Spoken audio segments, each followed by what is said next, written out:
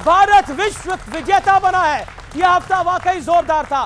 भारत विश्व कप लेकर आया है। यह हफ्ता वाकई जोरदार था और इस देश की 18वीं लोकसभा का पहला सत्र भी हुआ है। 18वीं लोकसभा का पहला सत्र जैसा बीता है उसे देखकर अंदाजा लगाना बिल्कुल मुश्किल नहीं है कि अगले 5 साल देश के सदन में कैसे बीतने वाले हैं। उम्मीद की जा रही थी कि विपक्ष अपनी संख्या में इजाफे के साथ लोकसभा में जन कल्याण के मुद्दों पर बहस में भी इजाफा करेगा, लेकिन हुआ इसके ठीक उल्टा। 10 साल बाद विपक्ष को नेता प्रतिपक्ष का पद तो जरूर मिल गया, राहुल गांधी को इसकी जिम्मेदारी सौंप दी गई, लेकिन पहले ही राउंड में उन्होंने एक के बाद एक ऐसे कई दावे किए जिससे विपक्ष घिरता नजर आया, चाहे वो अग्निवीर का मुद्दा हो और चाहे वो हिंदुत्व और हिंदू का मुद्दा हो। बीजेपी का आरोप है कि राहुल गांधी ने भरी सभा में देश के हिंदुओं को हिंसक बता दिया। खुद प्रधानमंत्री मोदी ने लोकसभा में खड़े होकर उनके बयान पर कड़ी आपत्ति जताई। प्रधानमंत्री मोदी ने तो यहां तक पूछ लिया कि राहुल गांधी का बयान क्या किसी सियासी प्रयोग की एक बड़ी तैयारी है। हालांकि कांग्रेस का दावा है कि राहुल गांधी ने सिर्फ बीजेपी और आरएसएस के हिंदुओं को हिंसक बताया था। बीते हफ्ते इलाहाबाद हाई कोर्ट से भी एक बहुत बड़ी ब्रेकिंग न्यूज आई और वो खबर देश को सुननी चाहिए, क्योंकि हाई कोर्ट ने एक याचिका पर सुनवाई करते दौरान कहा कि आशंका जताई कि अगर अवैध धर्मांतरण इसी स्पीड पे जारी रहा तो जल्द देश में अल्पसंख्यक बहुसंख्यक हो सकते हैं। यह हाई कोर्ट की टिप्पणी है, मेरी नहीं है। लेकिन आज का सबसे बड़ा प्रश्न है, क्या हिंदुओं पर आपत्तिजनक टिप्पणी के पीछे वाकई कोई सियासी पॉलिटिकल गेम प्लान है? आज जनता जनार्दन के बीच इसी मुद्दे पर होगी देश की सबसे बड़ी पॉलिटिकल बहस। जितना भ्रम उतनी सियासत।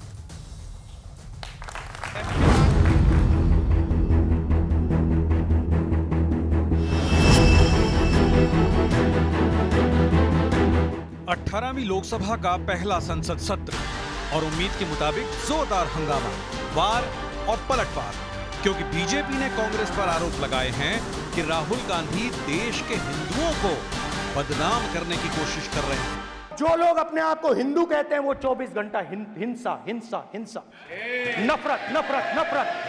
आप हिंदू हो ही नहीं। ये कहा गया हिंदू हिंसक होते हैं? ये है आपके संस्कार, ये है आपकी नफरत। अब हिंदू समाज को भी सोचना होगा, क्या ये अपमानजनक बयान संयोग है या कोई प्रयोग की तैयारी है? हालांकि विपक्ष का दावा है कि राहुल गांधी केवल बीजेपी के हिंदुओं की बात कर रहे थे। हिंदुओं का अपमान नहीं कर सकते, बहुत स्पष्ट बोला है उन्होंने बीजेपी के बारे में बोला है, उन्होंने बीजेपी के नेताओं के बारे में बोला है। देखिए, राहुल गांधी तो शुरू से हिंदुओं को गाली देते रहे, कभी आतंकवादी कहा, कभी टेररिस्ट कहा, जो मन में हुआ गाली दिया। इस बीच देश के 2 हाई कोर्ट्स ने 2 बड़ी टिप्पणियां की है। इलाहाबाद हाई कोर्ट ने कहा कि अवैध धर्मांतरण बड़े पैमाने पर जारी रहा तो देश की बहुसंख्यक आबादी अल्पसंख्यक हो जाएगी। धर्मांतरण पर रोक लगाने के लिए कोई कठोर कानून बनाए। इस पर अब अगर अविलंब विराम नहीं लगा तो देश के अंदर जो बहुसंख्यक हैं वो अल्पसंख्यक हो जाएंगे, जो तथाकथित अल्पसंख्यक हैं वो बहुसंख्यक हो जाएंगे। जो लोग भी धर्मांतरण का काम कराते हैं वो लोग कुछ ऐसे लोग हैं जो छुपे हुए हैं, मगर अवामी एतबार से ऐसा कोई काम यहाँ पर नहीं हो रहा है धर्मांतरण का। इसके अलावा झारखंड हाई कोर्ट ने कहा कि घुसपैठियों का भारत में प्रवेश रोकना होगा। बांग्लादेशी घुसपैठिए झारखंड की जमीन पर रह रहे हैं। राज्य सरकार को घुसपैठियों की पहचान कर उन्हें वापस भेजना होगा। बांग्लादेश से लोग को यहाँ आना, फिर हमारे ट्राइबल बेटियां हैं उनके साथ फिर शादी करना, फिर यहाँ के लोग, फिर उनके संपत्ति पे नज़र, कुल मिला कह सकते हैं ये देश हित में नहीं। लेकिन आज का सबसे बड़ा सवाल है कि क्या वाकई देश की बहुसंख्यक आबादी के खिलाफ सोचा समझा सियासी प्रयोग हो रहा है? और आज के बहस के बड़े मुद्दे क्या है, क्योंकि यह कार्यक्रम सबसे ज्यादा देखा जाना चाहता है, तो इसलिए पूरी जिम्मेदारी से हम बात करते हैं। क्या वोट बैंक को साधने के लिए हिंदू और हिंदुत्व पर सवाल खड़े करे जा रहे हैं।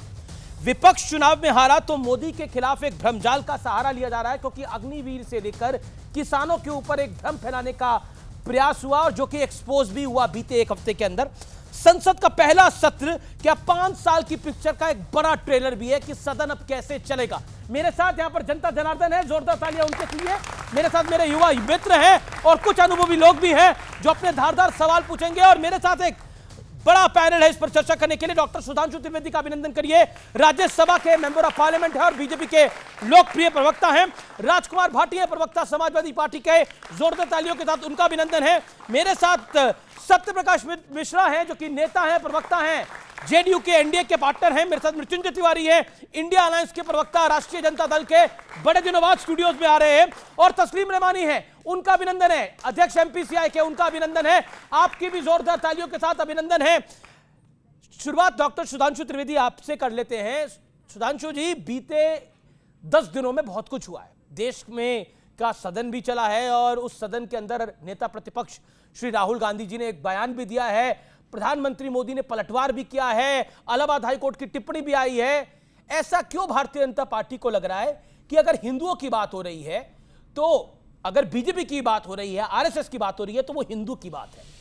देखिए राहुल गांधी जी, बीजेपी और आरएसएस तो नहीं है। देखिए जो राहुल गांधी जी का बयान है वो कोई जाके चेक कर ले, उसमें वर्ड है जो लोग हिंदू हिंदू की बात करते हैं वो हिंसक हैं। उसमें बीजेपी आरएसएस कहीं नहीं बोला। जब प्रधानमंत्री जी ने इस पे आपत्ति दर्ज की तो उसकी सफाई में उन्होंने बोला, यानी उनके दिल के अंदर का जो भाव था बहुत साफ हो गया। देखिए राहुल गांधी जी नेता प्रतिपक्ष बने हैं, उसके बाद उम्मीद थी कि बड़ी संख्या अगर उनकी विपक्ष में बढ़ के आई है और थर्ड अटेम्प्ट में थर्ड डिजिट नहीं मिला पर कम से कम नेता प्रतिपक्ष का पद मिल गया तो कुछ जिम्मेदारी पर 99 तो मिली है। हाँ वही थर्ड, मतलब जो मैंने पार्लियामेंट में भी बोला था, एक बार बोल देता हूँ। हम लोग यहाँ मोहल्ले में क्या हुआ, उस जमाने में केवल वो आती थी डिवीजन, फर्स्ट सेकंड थर्ड जी। तो एक थर्ड डिवीजन बच्चा पास हुआ, उसके यहाँ बड़ी खुशी थी, और फर्स्ट डिवीजन वाले के यहाँ खुशी नहीं थी। क्यों? क्योंकि तो मेरिट एक्सपेक्ट कर रहा था। तो उसने पूछा भाई थर्ड डिवीजन वाले तुम इतने खुश क्यों? तो जानते हो उसने क्या बोला? उसने अरे इनकी तो एक ही डिवीजन है ना, हमारी 3 है, फर्स्ट डिवीजन विद 2 बॉडीगार्ड। तो कांग्रेस की स्थिति इस समय यह है कि वो फर्स्ट डिवीजन विद 2 बॉडीगार्ड्स को लेकर बहुत खुश है। मगर मैं एक बात कहना चाहता हूं, सदन के पटल पे खड़े होकर आप झूठ बोलेंगे। नंबर 1, उन्होंने कहा एमएसपी नहीं दी जा रही है। कृषि मंत्री ने तुरंत खड़े होकर कहा कि एमएसपी 2.5 गुना बढ़ी, और भी लेटेस्ट एमएसपी नहीं दी जा रही जैसा वक्तव्य आप सदन के पटल पे खड़े होकर कैसे बोल सकते? दूसरा, उन्होंने कहा अग्निवीर को कोई मुआवजा नहीं मिला। रक्षा मंत्री जी ने खड़े होकर कहा कि 1 करोड़ मुआवजा मिला। उसके बाद उन्होंने फिर वो ट्वीट किया, सेना का क्लैरिफिकेशन आ गया। तीसरा, उन्होंने जो बहुत बड़ा झूठ बोला जिस पर मैं कहना चाहूंगा, भगवानों की फोटो दिखाई। ये बताइए, वो शंकर जी की फोटो दिखा रहे कि मैं बहुत बड़ा शिव भक्त हूं। मैं सारे दर्शकों से कहता हूं जाके चेक करिए, राहुल गांधी जी ने ईश्वर की शपथ ली थी क्या? न, अंग्रेजी में उन्होंने कहा आई सॉलेमनली अफर्म, सत्यनिष्ठा की शपथ ली, ईश्वर की शपथ नहीं ली, और ईश्वर भक्त हो गए। यह आपका स्वतंत्रता है, आप मत लो ईश्वर की शपथ। मगर जब ईश्वर की शपथ नहीं ली, और 2014 में ईश्वर की शपथ ली थी और हिंदी में ली थी, 2024 में सॉलेमनली अफर्म हो गया और सदन के पटल पे आके भगवान की फोटो दिखाने लगे। यह है बदलता किरदार, यह है बदलता किरदार। और इतना ही नहीं, मैं तो यह भी कहना चाहूंगा, उन्होंने बाकी तो छोड़िए, उन्होंने इस्लाम में भय मुद्रा बता दी। भाई इस्लाम में तो कोई चित्र नहीं होता। मुझे कोई उलेमाओ किराम बताए कि वो उनको इल्म हुआ या फजल हुआ या इहलाम हुआ, और अभी तक किसी मुस्लिम ने कुछ बोला नहीं कि साहब वो अभय मुद्रा कैसे दिखा दी। ओके, मेरे साथ तस्लीम रहमानी भी हैं, उनसे भी मैं इस पर राय ले लूंगा। लेकिन देखिए, सुधांशु जी ने बोला कि दो बॉडीगार्ड, यानी कांग्रेस का जो नंबर है वो 2 बॉडीगार्ड का है। तो एक आप बॉडीगार्ड हैं आरजेडी के, एक समाजवादी पार्टी तो बड़ी बॉडी हो गई है 37 सीट्स के साथ, तो वो भी बॉडीगार्ड है, वो भी। लेकिन वो जी, लेकिन प्रश्न ये है कि राजकुमार भाटी प्रधानमंत्री ने बोला कि ये हिंदू को हिंसक बोलना ये एक बड़े प्रयोग की तैयारी है, और सदन के अंदर बोला। क्या कहना चाहते हैं आप? नहीं, पहली बात तो ये कि भारतीय जनता पार्टी और उसके नेता इसमें माहिर हैं कि जो उनकी तरफ तीर छोड़े जाते हैं उनकी दिशा बदलने में माहिर हैं। कोई राजनीतिक व्यक्ति इतना नासमझ नहीं हो सकता कि देश की 80% आबादी को अपमानित करके वो राजनीति करने की सोच है। इतना नासमझ कोई नहीं हो सकता। इस देश में 80% हिंदू हैं, और अन्य समुदाय भी जो हैं वो भी अपने आप को हिंदू समुदाय के साथ जोड़ के देखते हैं, जिसमें हमारे सिख भाई भी हैं, जैन भाई भी हैं, काफ़ी संख्या मुस्लिम समाज की भी है, जो मानते हैं कि हमारे पूर्वज हिंदू थे, उनका भी हिंदू धर्म के साथ भाईचारा है, वो भी उन्हें शत्रु नहीं मानते। तो कौन राजनीतिक व्यक्ति होगा जो इस तरह की बात, वो Point- स्पष्ट तौर पर point कह है रहे आपकी बात में। थे, वो स्पष्ट तौर पर कह रहे थे कि ये बात जो हिंदू की करते हैं, ये जो हिंदू अपने आप को कहते हैं, ये हिंदुओं को हिंसक बना रहे हैं। इशारों को समझ रहा हूं मैं पूरी तरह से।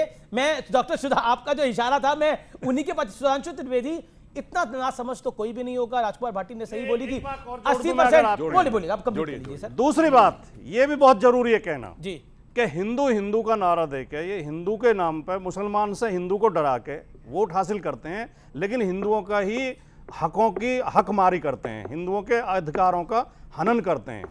जो बात हम कई साल से कह रहे हैं उत्तर प्रदेश में, आप बार बार टोकते हैं हमें कि बीजेपी की सरकार ओबीसी और दलित समुदायों को नौकरियों में आने से रोक रही है, उनके हक मार रही है। वो अब इनकी मंत्री कह रही है, केंद्रीय मंत्री जो मोदी जी की सरकार में है, अनुप्रिया पटेल पत्र लिख के कह रही है कि यूपी में ओबीसी को भर्ती होने से रोका जा रहा है। उन्होंने प्रश्न खड़ा करा और शासन जवाब देगा। सुधांशु त्रिवेदी, इतना ना समझ तो कोई नहीं होगा। उन्होंने बहुत सही बात, कोई ना समझ नहीं है, वो बहुत समझदार हैं। उनको पता है 20% तो पक्का वाला वोट है और ये 80% में तो खूब टुकड़े टुकड़े करने हैं। अभी बोले ना, अगड़ा पिछड़ा, दलित सवर्ण, तमिल हिंदी, उत्तर दक्षिण, खूब 20% अपना है, 80 में टुकड़े करना है। ना समझ नहीं है, क्योंकि हिंदू समाज में एक भी जाति ऐसी नहीं जो 20% हो, इसलिए उनको अच्छी तरीके से पता है, इसलिए वो बहुत समझदारी के साथ चल रहे हैं। और इसलिए जो माननीय प्रधानमंत्री जी ने कहा ये प्रयोग है, मैं प्रयोग बता रहा हूं।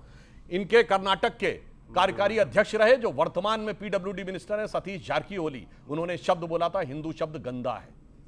इनके यात्रा में जो भारत जोड़ो यात्रा थी, तमिलनाडु में एक ऐसे पादरी शामिल हुए थे जिनका नाम है जॉर्ज पुनैया, जिन्होंने कहा है कि मैं जूते इसलिए पहनता हूं कि भारत की धरती को पवित्र मानता हूं। इनकी सबसे बड़ी दक्षिण भारत की गठबंधन सहयोगी ने क्या कॉन्फ्रेंस की, इरेडिकेशन ऑफ सनातन धर्म, यानी हिंदू धर्म का समूल नाश। फर्रुखाबाद में इनकी कैंडिडेट ने क्या कहा, वोट जिहाद।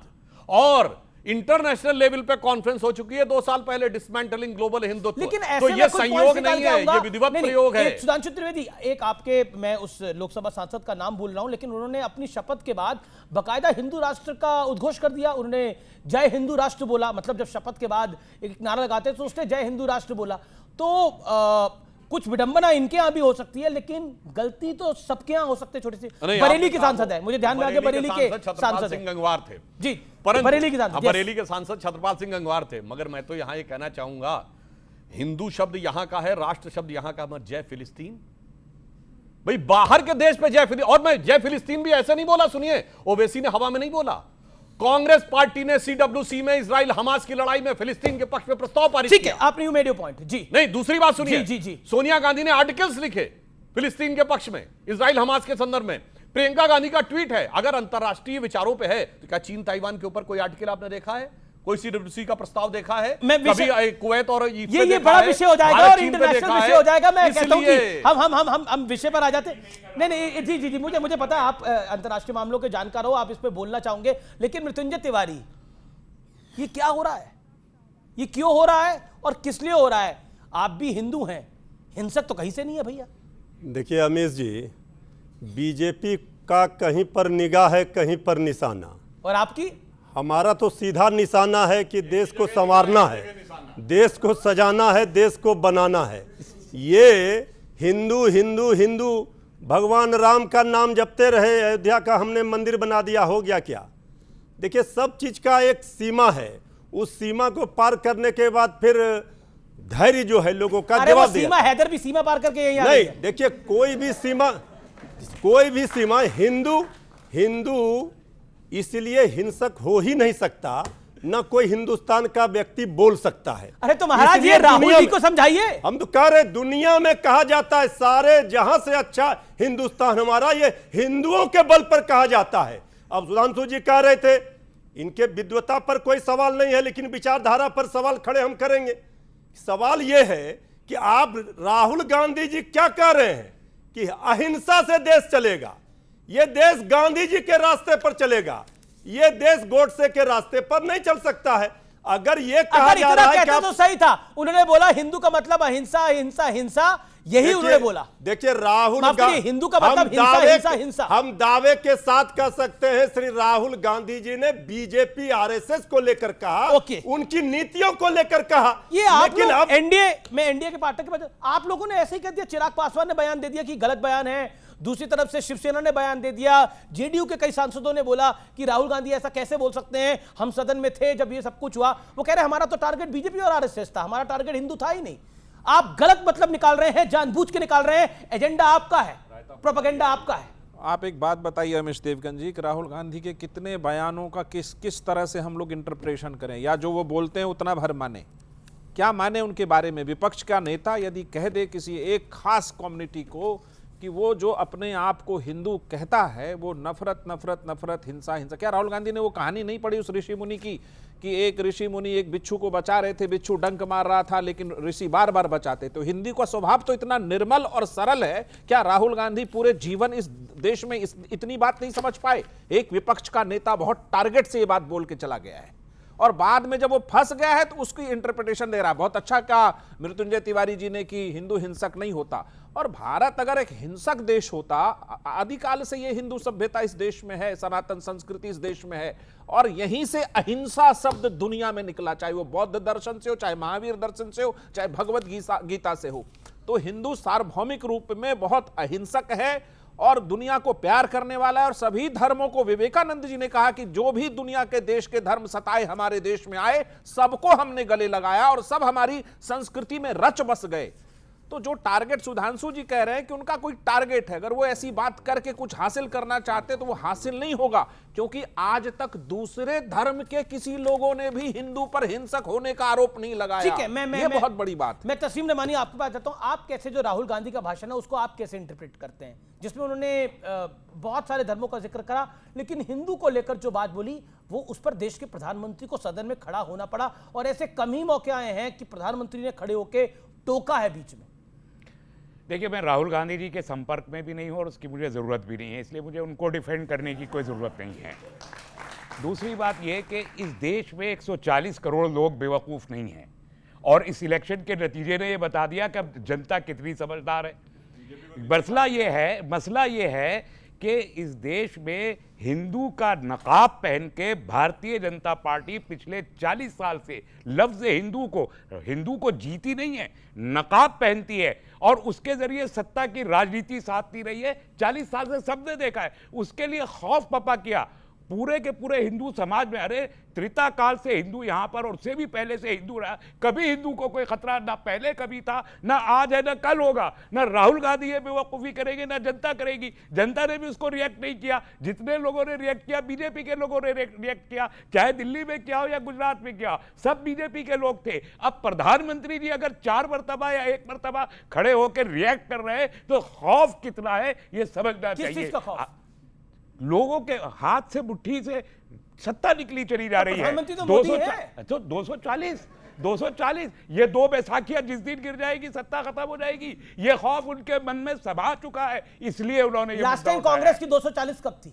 सुनिए, मैं 240 जब भी मुझे वोट गिन के बताइए।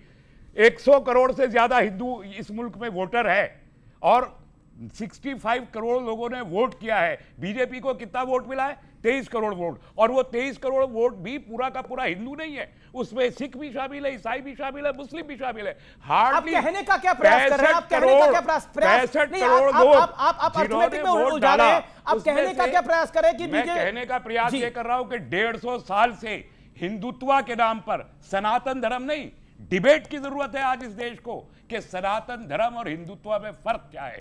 राजीव गांधी को हिंदुत्व का लफ्ज इस्तेमाल करना चाहिए था। हिंदुत्व, राजीव गांधी तो चले गए, राहुल गांधी की बात कर रहे हैं। ओके, सनातन धर्म एक धर्म है और इसके बीच एक डिबेट अब होनी चाहिए। सनातन धर्म मतलब आप कह रहे हैं कि तस्लीम नमानी कह रहे हैं कि हिंदुत्व और सनातन धर्म के बीच में एक बहस की जरूरत है। ओके, देखिए, अनादिकाल की बात तो छोड़िए, मैं पिछले 100 साल की बात कर रहा हूं। जब नेताजी सुभाष चंद्र बोस कलकत्ता से गए थे तो काबुल में जाके रहे थे ना, मेहरोत्रा जी की दुकान में। अब कोई काबुल में मेहरोत्रा जी बचे? बोलिए, सिर्फ 100 साल पहले की बात। और सुनिए, बताइए कब से सुनिए, मैं आपको बताता हूं 1950। अगर आप 100 साल की बात कर रहे हैं, मैं भी उसी की बात कर रहा हूं। आप मुझे बताइए हिंदुत्व शब्द कब से इस्तेमाल हो रहा है देश में? बताइए आप प्लीज। आप अल-बरूनी ने अपनी किताब बहरूनी तक चलेगा, अब सुनना पड़ेगा ना, अब तो सुनना पड़ेगा ना सर, सुनना पड़ेगा ना। आप वरिष्ठ आदमी हैं, गर्व मानने और बड़े पढ़े लिखे आदमी हैं, विद्वान आदमी हैं। मैं आपसे पूछा हूं हिंदुत्व शब्द इस देश में कब से यूज किया जा रहा है? जवाब फिर मैं ऑडियंस के पास आ रहा हूं। आगम में लिखा है हिमालय समारंभ यावत इंदु सरोवरम तद्देव निर्मितम देशम जवाब नहीं दे रहे। हिंदुस्तानम शब्द लिखा हुआ है वहां पुराण में और आप कह रहे नहीं है। दूसरा मैं आपसे कह रहा हूं, फिर क्या आपने महापुराण पढ़ा है क्या? 150 आप लगातार बोल रहे हैं। महापुराण पढ़ा है? हिंदुत्व का शब्द हिंदुत्व, मैं हिंदू की बात तो नहीं आप कर रहा अपने टाइम पे कोट करिए ना। मैं ये आप कह रहा अपने हूं टाइम पे कि आप डिफेंड कर रहे हैं इनको। अब चलिए, ये 150 साल पहले कह रहे हैं, सुनिए अपने अपने टाइम पे बोलना पड़ेगा। सुधांशु जी, 400 साल पहले छत्रपति शिवाजी के समय में छत्रपति शिवाजी के लिए लिखा गया है, राखी हिंदुवानी हिंदुवान का तिलक राखो स्मृति पुराण राखो वेद धुनि सुनी में, और शाही के सपूत शिवराज शमशीर तेरी दिल्ली दल दाब के दीवार राखे धुनी में। हिंदुवानी क्या है भाई? हिंदुवानी हिंदुत्व नहीं है। अब हिंदुत्व अब मैं बता रहा हूं, सुनिए, गलत बात कर रहा हूं। गलत बात ये प्रोसीजर, एक सेकंड, रिस्पेक्ट अदर पैनलिस्ट। वो आपके बीच में नहीं बोले, आप 3-3.5 मिनट बोले, वो आपके बीच में नहीं बोले। अब देखिए, ऑडियंस से मैं हाथ खड़ा करके जाना चाहता हूं।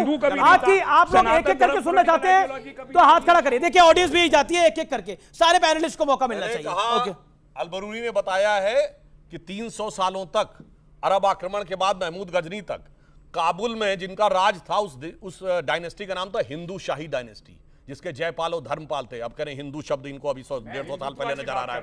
हिंदू कुछ कहां से नजर आया? ये डेविएट कर रहे हैं। अरे भाई, डेविएट क्या कर रहे हैं? हिंदुवानी और हिंदुत्व में क्या अंतर है? बताइए, वो आपको बताना पड़ेगा। अच्छा, अब आपको बताता हूं, नाम अब बता रहा हूं। जिसको आज आप हिंदुत्व कहते हैं वो भी मैं बता दे रहा हूं। शिवाजी पे किताब लिखी, अब सुनिए, इनको कह रहे हैं आज के हिंदुत्व में और उस जमाने का हिंदुत्व में इनको डेफिनेशन है। तो मैं ये बता देना चाहता हूं कि वहां ये भी लिखा गया है कि कुंभकर्ण असुर अवतारी औरंगजेब काशी और प्रयाग में दुहाई फेरी रब की, और तोड़े देवालय शहर मोहल्ले के रे लाखों मुसलमान किए माला तोड़ी सब की, और काशी करबला होती मथुरा मदीना होती शिवाजी ना होते तो सुन्नत तो होती सब की। यही तो अब भी कह रहे हैं, काशी मथुरा की बात थी, औरंगजेब जो था वो विलन था, यही तो है। अब कह रहे हैं नहीं डर वर्ड होना चाहिए, इसलिए मैं कह रहा हूं ये डर बोल रहा है और बैन नहीं बोल रहा है हिंदुत्व पर। और मैं कई बार इस बात को बोल चुका हूं, और मुझे लगता है कि इस बात पे बोलनी चाहिए। जैसे सूर्य और सूर्य की रोशनी अलग नहीं है, जैसे फल और फल का रस अलग नहीं है, ऐसे ही हिंदू और हिंदुत्व अलग नहीं है, एक ही है। ओके, ये पुरुष हैं आप, तो पुरुषत्व है कि नहीं आपके अंदर? पुरुष के अंदर पुरुषत्व है कि नहीं? तो हिंदू के अंदर हिंदुत्व है।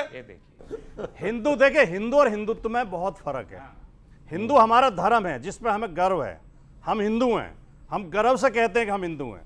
और हिंदू धर्म बहुत शानदार, बहुत उदार, बहुत प्रेम का, मोहब्बत का, भाईचारे का धर्म है।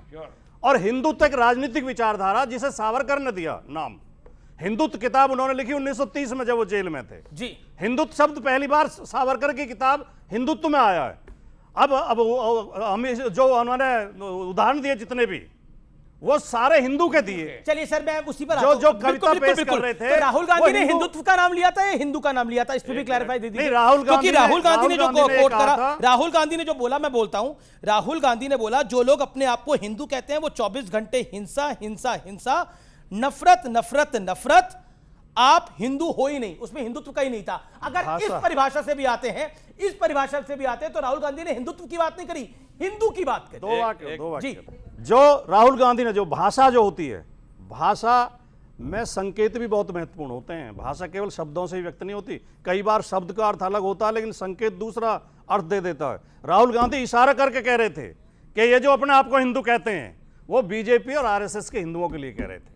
ये लोगों को हिंसक बनाने का प्रयास करते हैं। सारे नहीं, अब शपथ का जो पूछ रहे हैं, सत्य और निष्ठा के बिना ईश्वर का क्या महत्व है?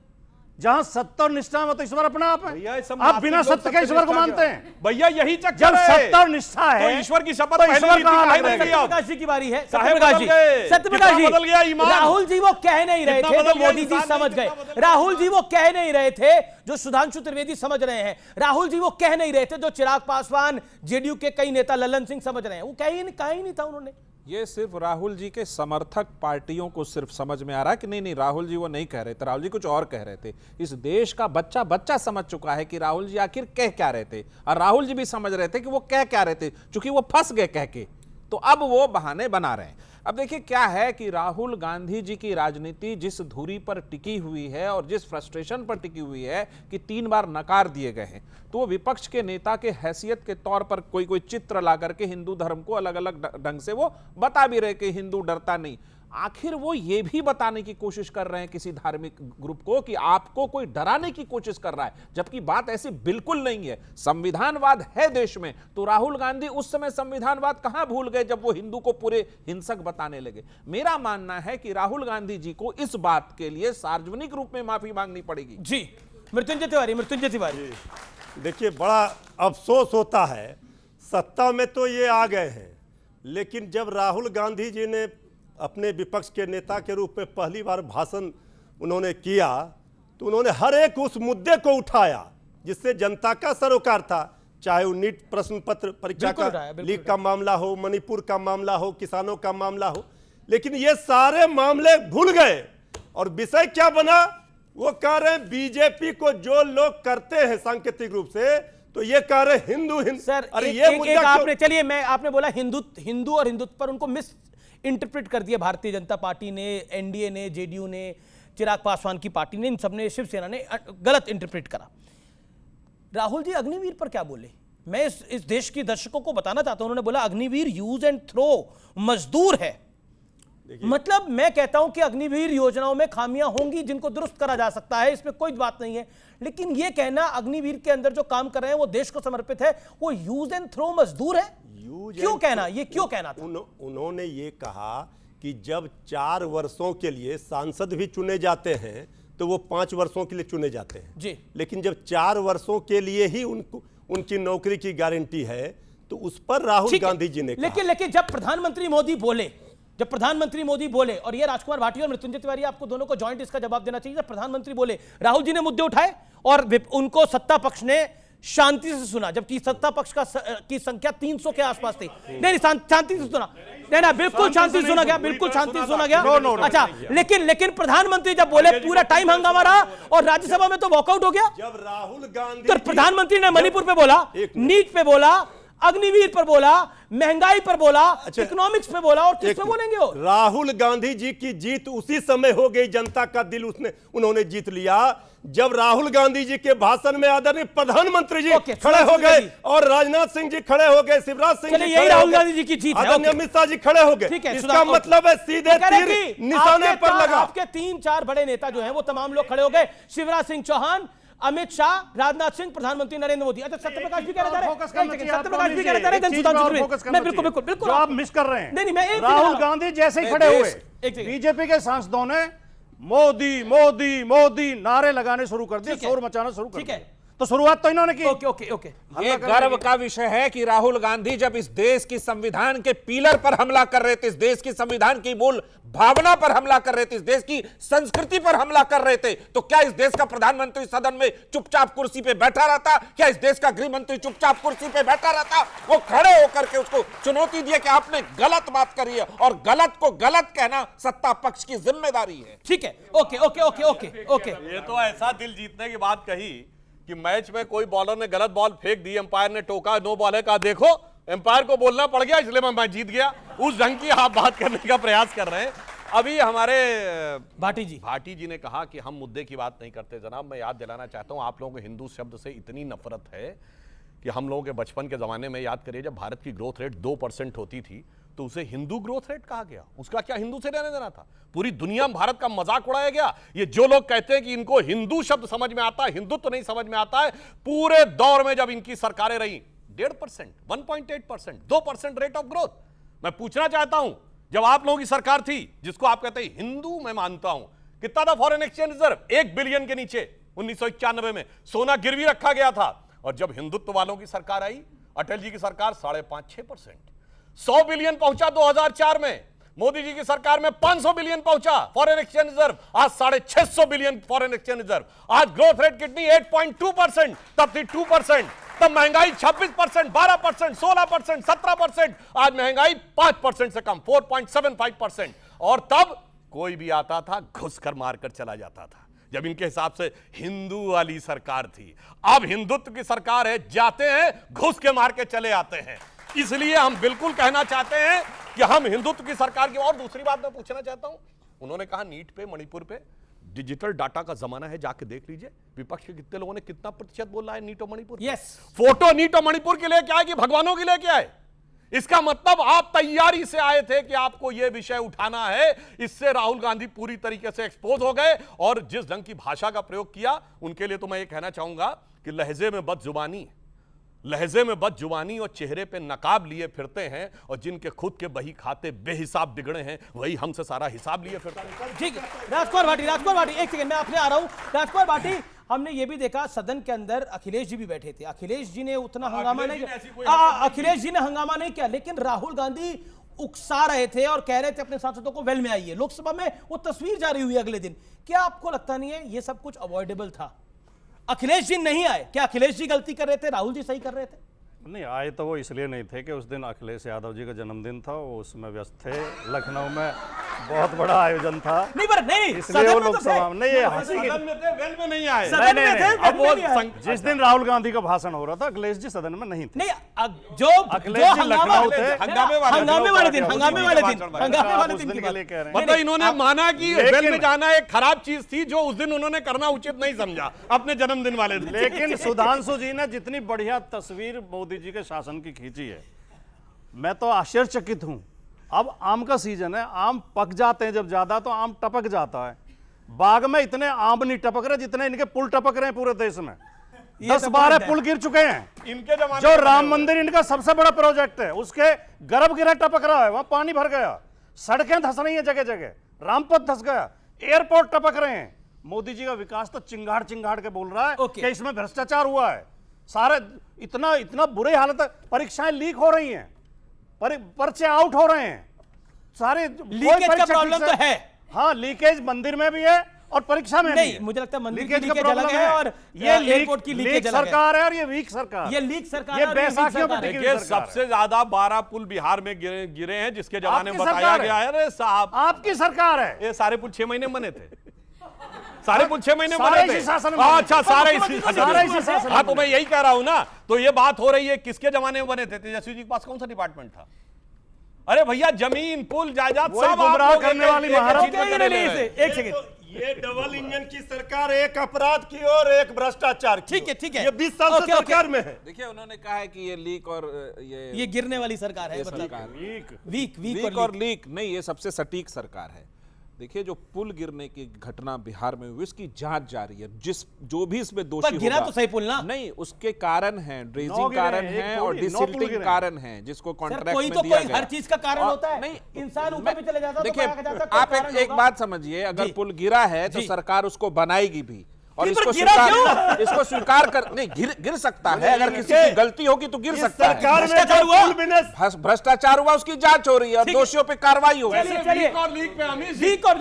लीक से मुझे अचानक याद आ गया, विकी लीक्स में एक बयान आया था राहुल गांधी का, जिसमें वो कह रहे थे अमेरिकी अधिकारियों से कि लश्कर तैयबा से ज्यादा खतरनाक हिंदुओं का एग्रेशन है। वैसे मैं ये नहीं कहता विकीलीक्स में जो लिखा सब कुछ सही है, पर आज तक कांग्रेस पार्टी राहुल गांधी ने उसका खंडन नहीं। आपका सवाल क्या है? पॉइंट क्या है? सवाल क्या है? अमीश जी प्लीज माइक मत हटाइएगा। 2 सवाल है, भाटी जी, रहमानी साहब और तिवारी जी। जी।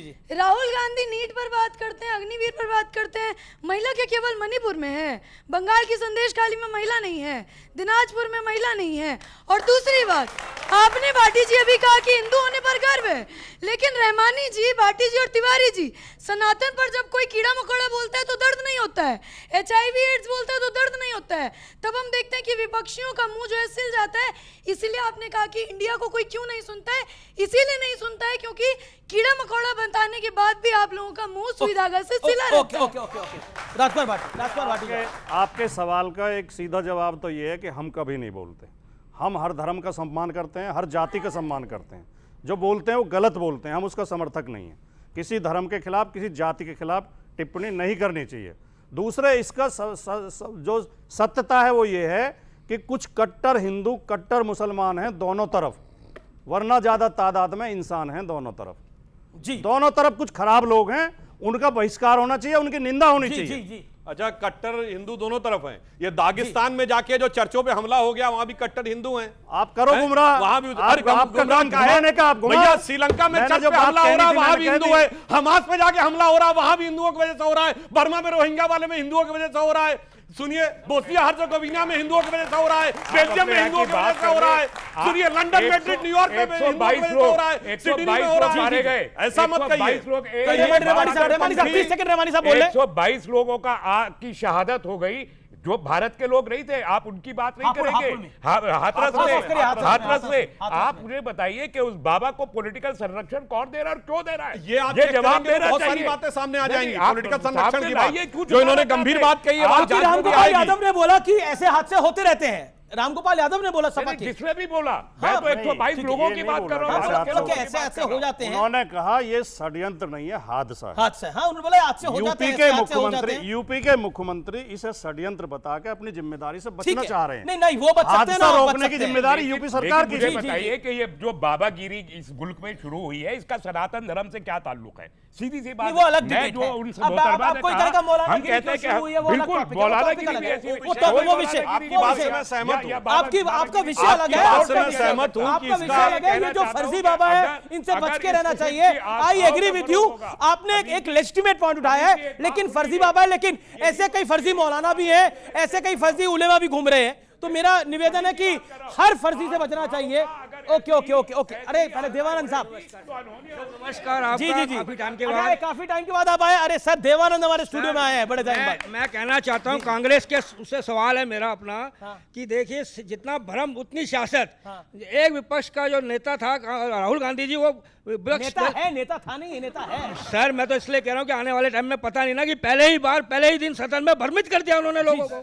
भ्रमित किया क्या? अग्निवीर से लेके आपके लेके अपना जितने भी जो थे हमारे मुद्दे थे उन्होंने गिने थे, और सबने सत्ताधारी ने उसको रोका टोका। उसके बाद भी पूरे 140 करोड़ को भ्रमित करके इतना झूठ बोल दिया गया कि आज भी लोग भ्रमित है। और मैं भी भ्रमित हूँ सर, मैं भी भ्रमित हूँ। अच्छा, मैं भ्रमित हूँ। अब मृत्युंजय तिवारी बताइए, भ्रमित है ये?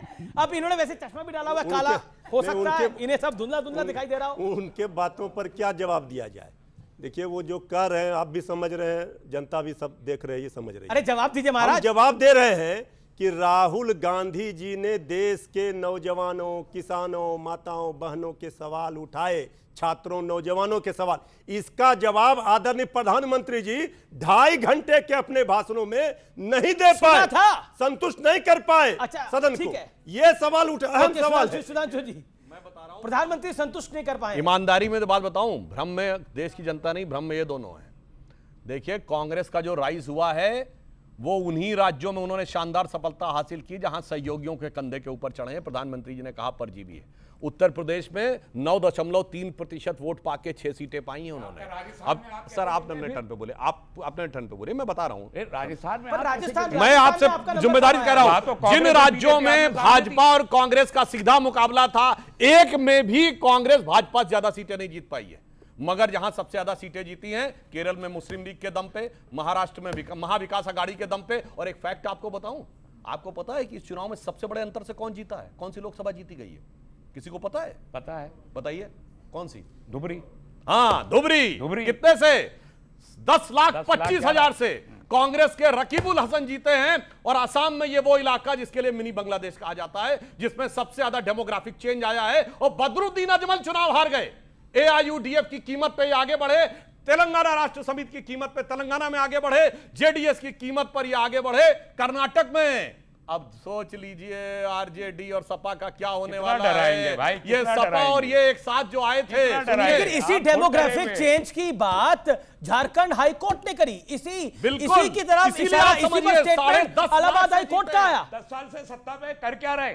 क्या करें? अरे भाई, हम तो CA ला रहे हैं, तो CA लाने के बाद आप पालन कर रहे हैं, NRC के लिए आप हल्ला मचाते चले जा रहे हैं। CA का घुसपैठियों से क्या ताल्लुक है?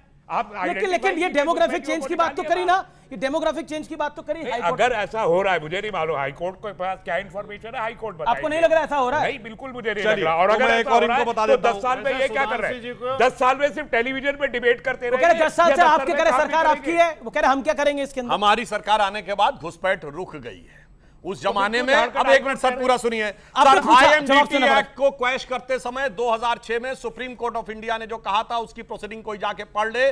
उस समय असम के गवर्नर की रिपोर्ट थी कि पर डे 5000 लोग एंट्री कर रहे हैं, और सुप्रीम कोर्ट ने कहा this Bangladeshi infiltration is about to external aggression over India. क्या ये जो इलाहाबाद हाईकोर्ट की टिप्पणी और झारखंड हाईकोर्ट ने जो बोला, क्या ये वाकई ये विचारणीय विषय है कि अगर डेमोग्राफिक चेंज हिंदुस्तान में हो रहा है, और इलाहाबाद हाईकोर्ट ने तो बहुत आगे निकल गया, उन्होंने तो बोला कि अगर इसी तरह का बदलाव चलता रहा तो बहुसंख्यक अल्पसंख्यक हो जाएगा और अल्पसंख्यक बहुसंख्यक हो जाएगा।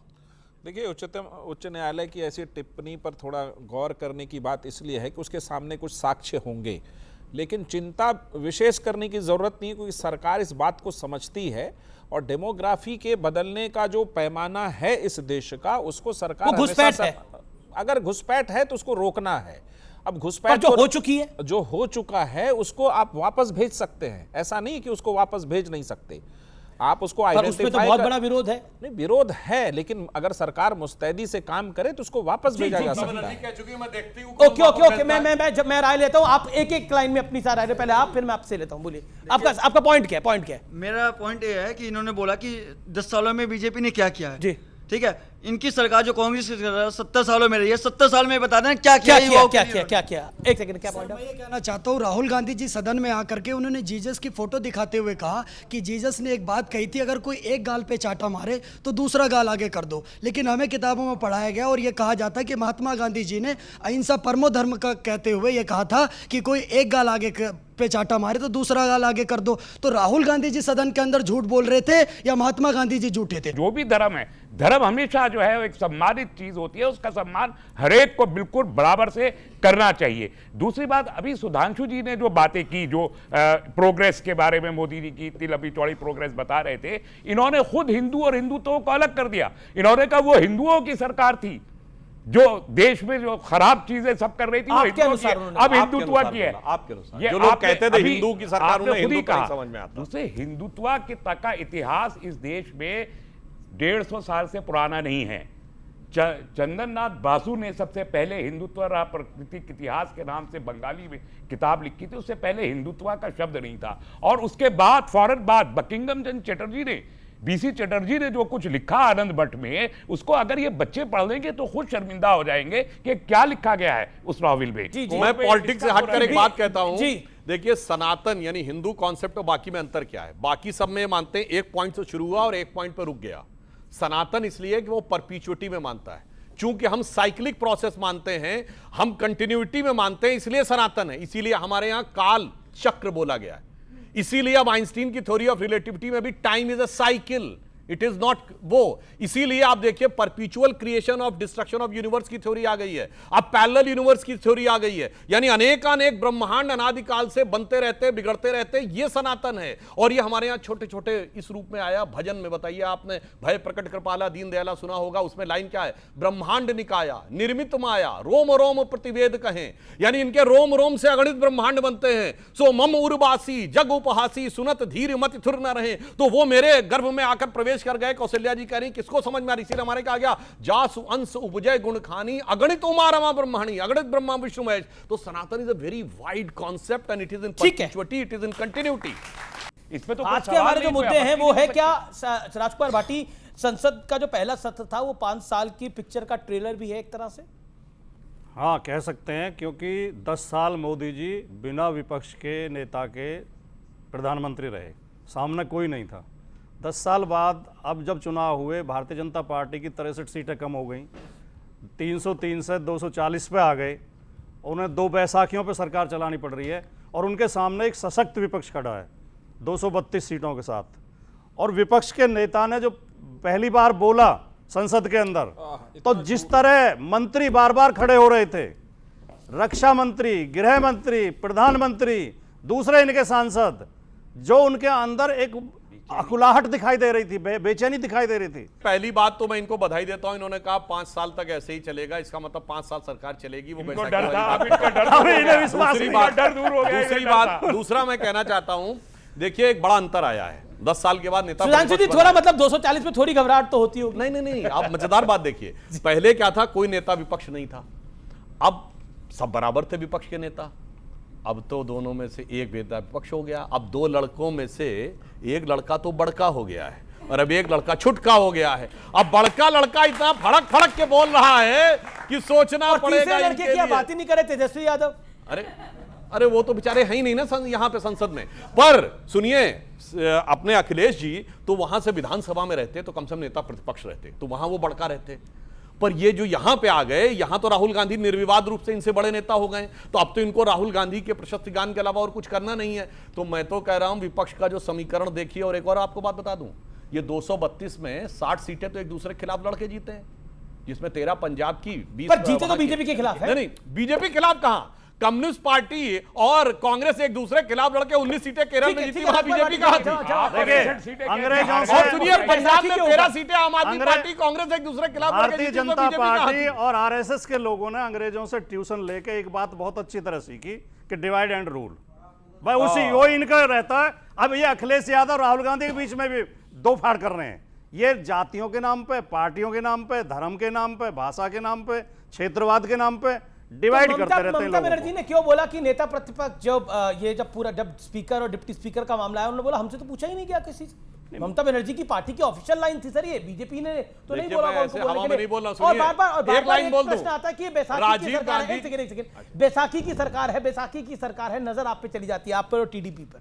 हम चुनाव पूर्व के गठबंधन है, तो फिर वैसाखी की सरकार कैसे हुई? 292 सीट जनता ने जनादेश दिया उस गठबंधन को, संविधान सम्मत उस गठबंधन के पास जनादेश है, उसने सरकार बनाया। राष्ट्रीय कार्यकारिणी जदयू ने पारित कर दिया प्रस्ताव कि अब जीवन भर एनडीए में ही बने रहेंगे जब तक ये पार्टी है। दूसरा एक सवाल है कि ये भाटी जी कह रहे थे कि 5 साल ऐसा चलेगा कि जो राहुल गांधी हरकत कर रहे हैं संसद में, तो चुनाव में झूठ बोल करके तो आप निकल सकते हैं, 99 पे निपटा देगी जनता। संसद में झूठ बोलकर नहीं निकलेंगे। 5-6 झूठ बोला है और सारे झूठ को मीडिया ने भी बेनकाब किया और देश की जनता भी। रहमानी साहब, आप क्यों उम्मीद भरी नजरों से देख रहे हैं उनको? मैं इनको उम्मीद भरी नजरों से इसलिए देख रहा हूं कि 2025 के बाद ये जीवन भर की बात जीवन भर रहेगी या नहीं रहेगी, अभी ये भी नहीं कह पाएंगे, मैं भी नहीं कह पाऊंगा, वो तो कह रहे हैं। लेकिन एक बात का 5 साल जीवन होता है। इस देश के लोगों से हमको बड़ी खुशी है कि सरकार एनडीए की बनी है और इंडिया की नहीं बनी। और उसका कारण यह है कि अगर इंडिया की सरकार बन गई होती तो 1 साल से ज्यादा चल नहीं सकती थी। सुधांशु जी जिस तरफ इशारा कर रहे हैं ये बड़का चुटका में, उससे साफ जाहिर हो रहा है 1 साल चल नहीं सकती। कमाल है। और न पॉलिटिकल, ऐसे कौन करता है? पॉलिटिकल और इकोनॉमिक दोनों सतह पर हमारा डिस्टेबलाइजेशन होता, जो उन लोगों को सूट करता जिनका नाम लेते हुए सुधांशु जी डरते हैं। लेकिन देश हित में एनडीए बना है। अच्छी बात यह है मजबूत और अहंकारी सरकार नहीं बनी, कमजोर और मजबूर सरकार बनी है। जनता के बारे में सोचना पड़ेगा, अपोजिशन के लीडर को ठीक है, ये आपने बोला। चलिए, ये पहला नतीजा है जिसमें जनता भी खुश है, विपक्ष भी खुश है और पक्ष भी खुश है। ऐसी खुशी कम देखने को मिलती है। लेकिन प्रधानमंत्री ने एक इंटरेस्टिंग बात बोली राजकुमार भाटी कि नंबर 543 में से 99 आए हैं, 100 में से 99 नहीं आए हैं। तो लेकिन खुशी ऐसी चल रही है कि 100 में से 99 नंबर आ गए हैं। लेकिन आप एक बात तो देखो कि 2 आदमी लगातार प्रयास कर रहे हैं। एक आदमी करोड़पति था, वो 50 लाख पे आ गया। एक आदमी 1 लाख का आदमी था, वो 25 लाख पे आ गया। तो एक की तरक्की हुई है, एक नीचे आया। 50 लाख पर आया है ना 1 लाख वाला 25 लाख पे आया है। एक आगे बढ़ा है, मतलब एक नीचे आया है। ये तो आप देखेंगे। चलिए ठीक है। जो 50 साल तक लगातार स्पष्ट बहुमत पाते रहे, पिताजी के जमाने में 404 सीटें थी, 44 पे आ गए, तो कौन करोड़पति उस पे आया? एक लाइन, मुझे विश्वास है राहुल गांधी जी अपने कुल की परंपरा निभाएंगे। मुलायम सिंह जी ने कांग्रेस का वोट बैंक 1989-90 में यूपी में छीन लिया था कांग्रेस से। अब मुलायम सिंह जी के बेटे से, राजीव गांधी जी के बेटे, वो वोट बैंक छीन के दिखाएंगे। ठीक है, ओके। आप आखिरी लाइन कुछ मधुर सा बोलिएगा। मैं तो ये मधुर सा ये बोल रहा हूँ और सुधांशु जी को सुना रहा हूँ, ये बड़े अच्छे कवि हैं वो, कि उनका बांग्लादेश वहाँ है, उनका पाकिस्तान वहाँ है, कोई मुझे ये बता दे मेरा हिंदुस्तान कहाँ है। जी चलिए, ये आपने अपनी बात को बोली। आपका हिंदुस्तान यही है, जहां था और वहीं रहेगा। ओके सुधांशु भाई, आखिरी 10 सेकंड समय मेरा इजाजत नहीं दे रहा जी। नजर शेयर करना चाहता हूं गालिब का कि कितने शीरी हैं तेरे लब के रकीब, गालियां खा के बेमजा ना हुआ। ओके 240 की शिकस्त को भी फतह के जश्न के तौर पे बना। ठीक है भाई, वाह। आखिरी शब्द शिकस्त किसकी थी? ये बहुत अच्छी तरीके से मैं एक गंभीर बात कहना चाहता हूं। इस चुनाव में एक बात कही गई थी ना कि वो पश्चिम वाले अरब से आए, उनसे वहाँ से आए, चीन वाले वहाँ से आए। तो मैं एक लाइन कहना चाहता हूँ हमारे देश के लिए कि यवन को दिया दया का दान, यानी वेस्ट को, चीन को मिली धर्म की दृष्टि, मिला था स्वर्ण भूमि को, रत्नशील की सिंघल को भी सृष्टि। किसी का हमने छीना नहीं, प्रकृति का रहा पालना यही, हमारी जन्मभूमि थी यहीं, कहीं से हम आए थे।